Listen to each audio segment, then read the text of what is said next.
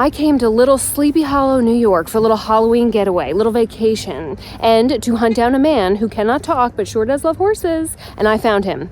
I found him on the first night. Very little effort. So now, with ample time on my hands, I'm going to explore the Hudson River Valley, which is steeped in history and lore and legend and full of examples of all the things we could afford before there was income tax.